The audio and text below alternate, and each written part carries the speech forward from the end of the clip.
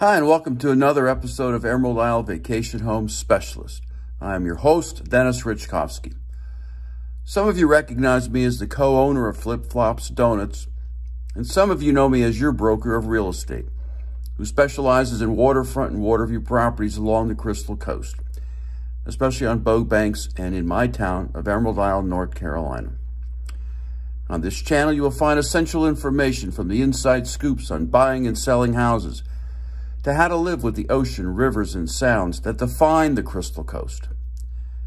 Today's episode is all about how the Department of Transportation and the Coastal Federation are teaming up to stabilize the bridges on Highway 24 that cross the White Oak River in Swansboro. Whether you visit here occasionally or live here full-time, learning about how and why these bridges need to be protected from the ravages of erosion and hurricanes is a story worth telling. Before I begin, please subscribe to my video channel below or at the end of this episode. Traffic patterns on the causeway between the bridges on Highway 24 in Swansboro, just west of Cedar Point, are about to change. The center turn lane will be removed, and westbound traffic will be shifted over to use that turn lane as one of two westbound lanes to accommodate construction of a living shoreline. The construction and the changes in the traffic pattern are expected to last through the spring of 2023. Between the bridges in Swansboro is an island that is home to the Nancy Lee Fishing Charters, Pogie's Fishing and Kayak Center, and Clyde Phillips Fishing Market.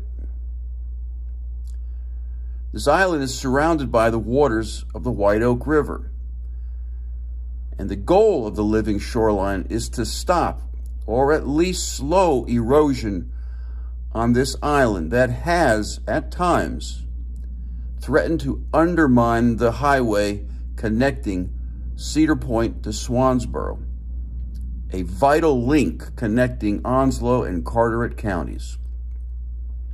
Indeed, without this critical link, vacationers would have to travel via Highway 70 to Morehead City to get to Emerald Isle and other beaches on boat banks. And these bridges serve as part of a hurricane evacuation route from Bogue Banks to Jacksonville and Points West. These bridges were completed way back in 1954. Upon their completion, Swansboro celebrated the arrival of the modern bridge era with a mullet festival. The Swansboro Mullet Festival, the oldest festival on the Crystal Coast, centers around the small bony fish that for years were hauled to shore in nets hooked to tractors along the beaches on Bogue Banks. Mullet not only fed the bridge builders, but also is a fantastic bait fish if you are on a mission to catch a trophy fish. Mullets are also perfect bait for redfish, bluefish, and flounder too. We have these two essential bridges on Highway 24 that are nearly 70 years old and rely on a man-made island to keep them from falling into the water. Is it any wonder then that the North Carolina Department of Transportation and the North Carolina Coastal Federation partnered to obtain a Fish and Wildlife Foundation grant to install a living shoreline to protect the beaches of this man-made island that are exposed to the wave action of the White Oak River.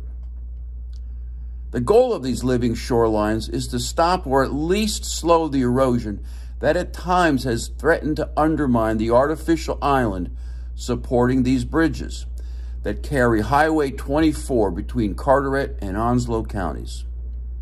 So what is a living shoreline? A living shoreline is a way to enhance shoreline stability by creating sustainable coastal connections between land and water using natural materials such as plants, sand, or rock. Unlike a concrete seawall or other hard structure which impedes the growth of plants and animals, living shorelines grow over time. Natural infrastructure solutions like living shorelines provide wildlife a habitat, as well as providing natural resiliences to communities near waterfronts.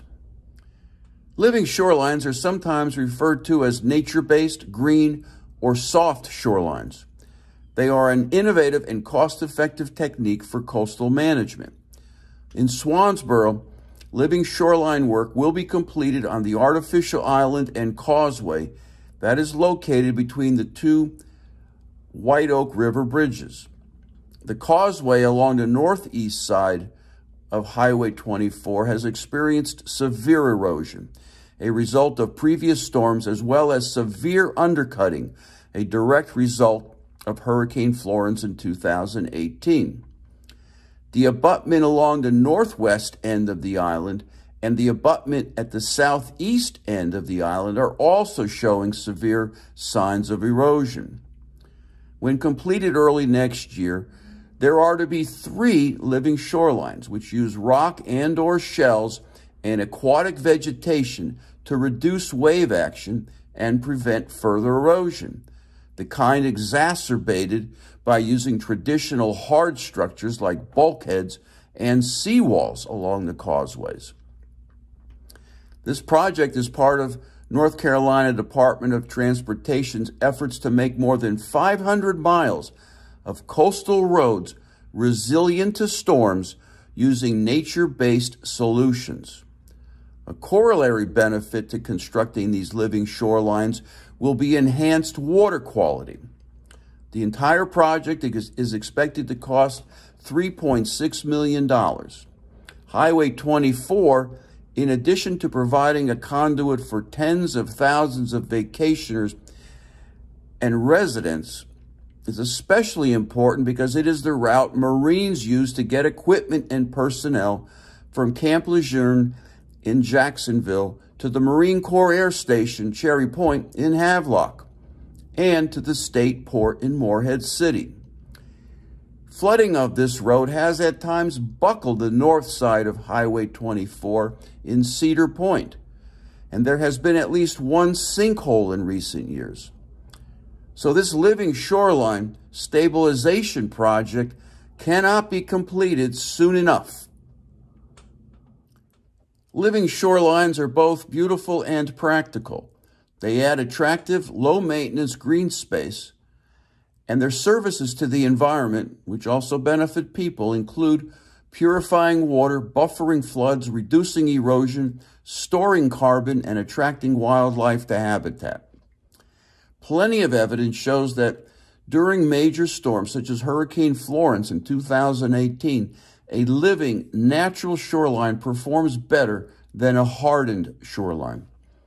Living shorelines or soft structures preserve coastlines by reducing and dissipating wave energy rather than reflecting it, like hard structures such as bulkheads tend to do. Living shorelines also reduce the scraping away of soft salt marsh wetlands by wave action. And by incorporating salt marsh grasses and oysters into a living seashore, not only are shorelines protected from erosion, but also fish and shellfish habitats are enhanced through improved water quality. Finally, living or soft shorelines are less expensive to construct as well as maintain compared to hard shorelines. In North Carolina, ballpark, living shorelines made with bags of recycled oyster shells are about $75 per foot, and those made with granite rock are about $350 per foot.